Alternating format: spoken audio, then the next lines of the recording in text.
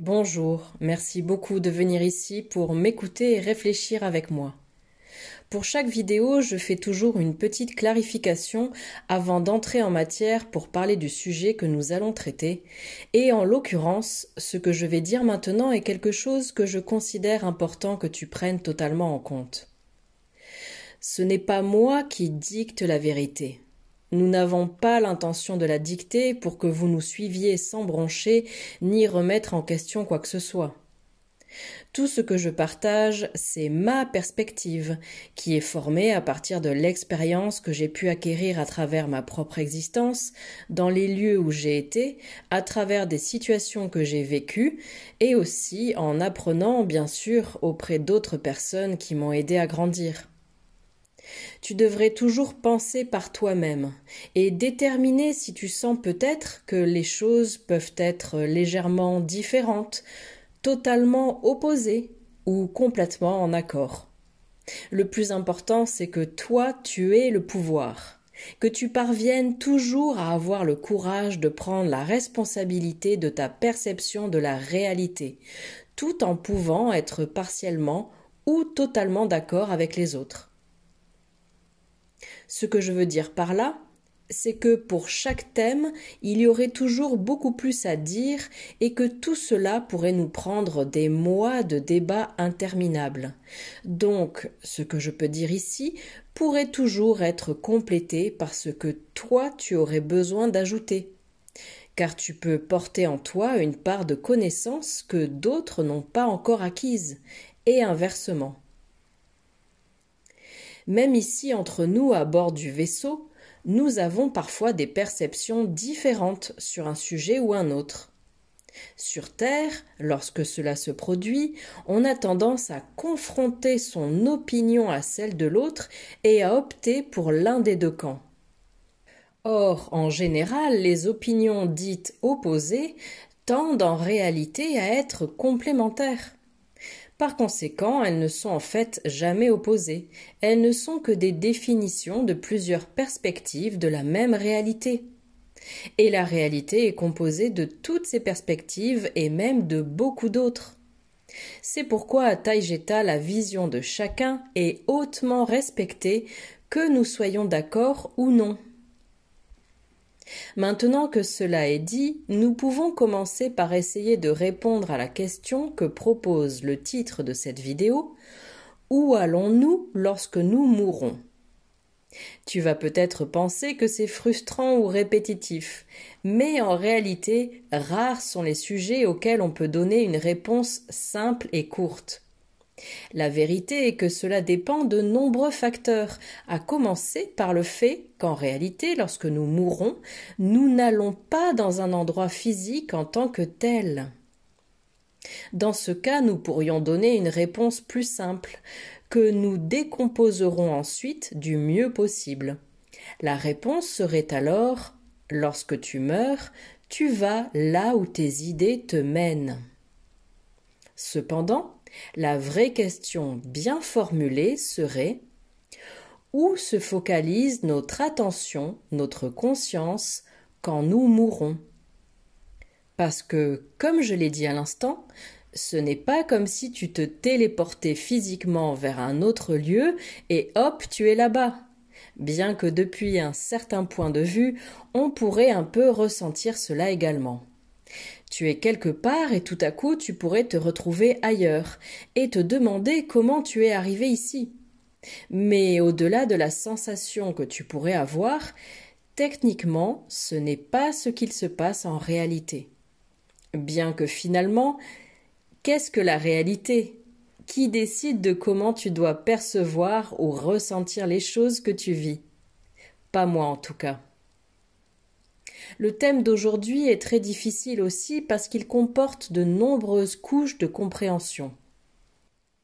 Donc, depuis le point de vue le plus haut, pour ainsi dire, et paradoxalement, voici ce qui pourrait être la façon la plus simple de répondre à cette question.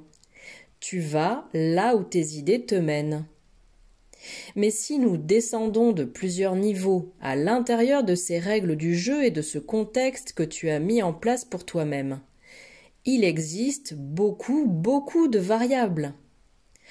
Par exemple, cela dépend de si tu t'es incarné sur Terre directement depuis l'au-delà, la source, ou depuis un caisson d'immersion.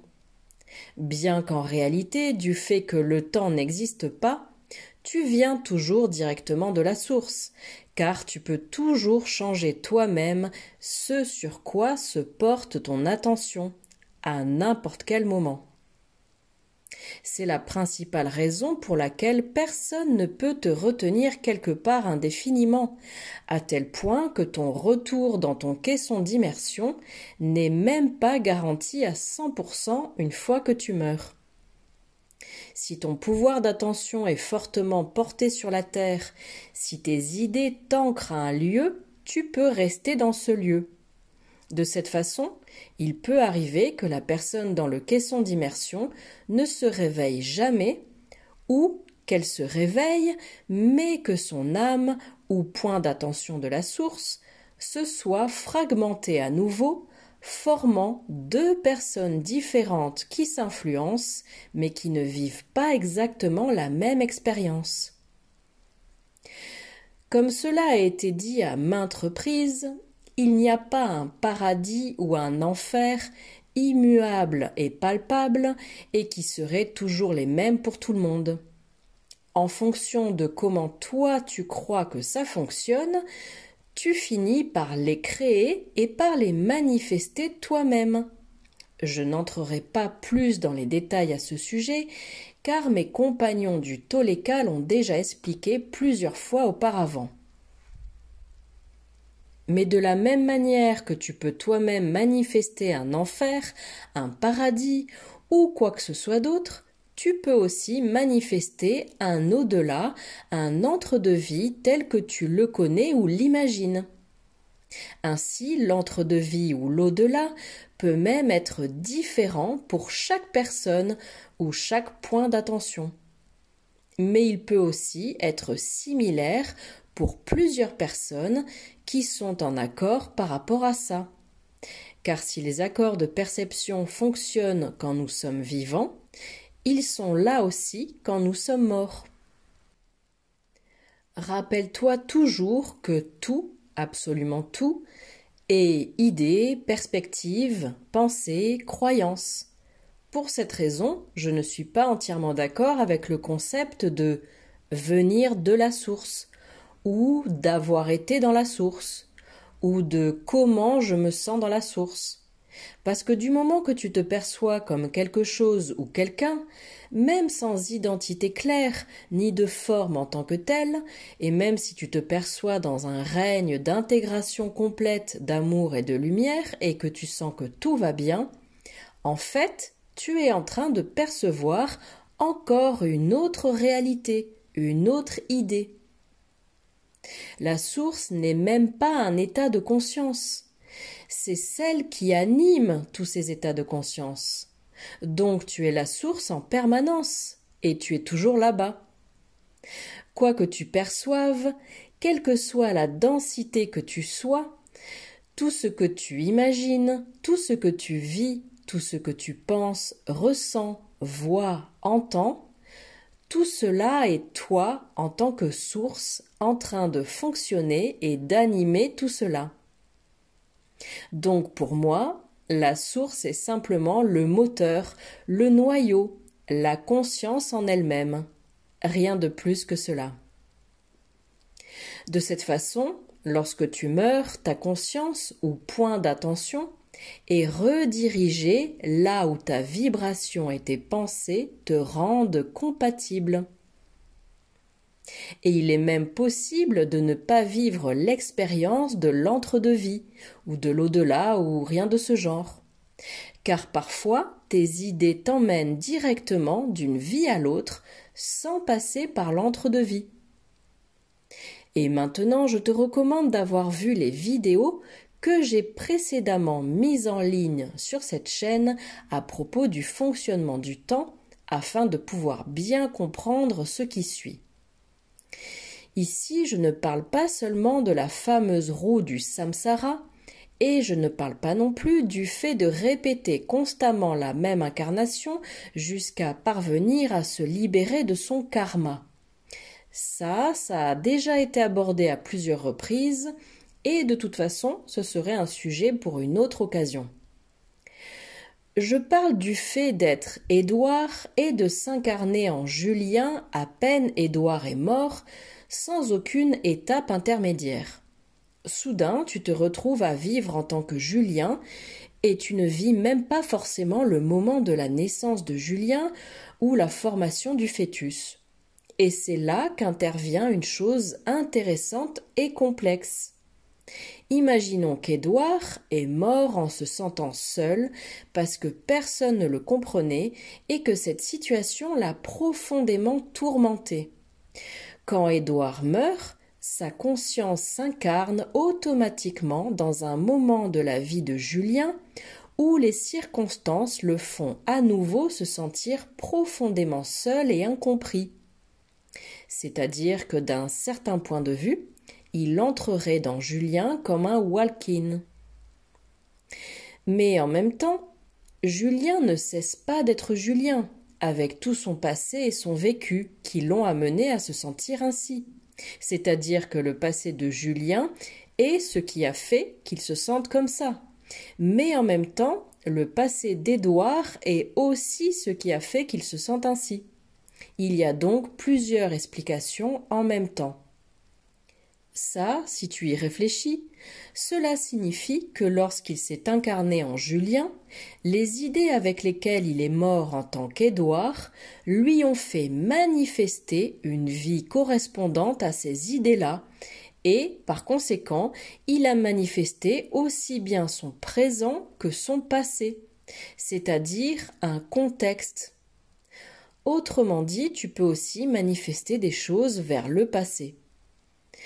Cela explique aussi pourquoi ça n'a aucun sens de mettre volontairement fin à ta vie, submergé par le désespoir, la tristesse ou par toute émotion négative. Car dans la plupart des cas, la seule chose que tu obtiendras sera soit de redevenir Édouard, puis Édouard, Édouard et encore Édouard, jusqu'à ce que tu dépasses ton problème, soit de devenir Julien instantanément sans passer par l'entre-deux-vie.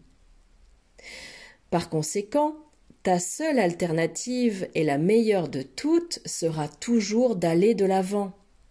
Refaire surface, devenir fort, respirer profondément, te relever et apprendre.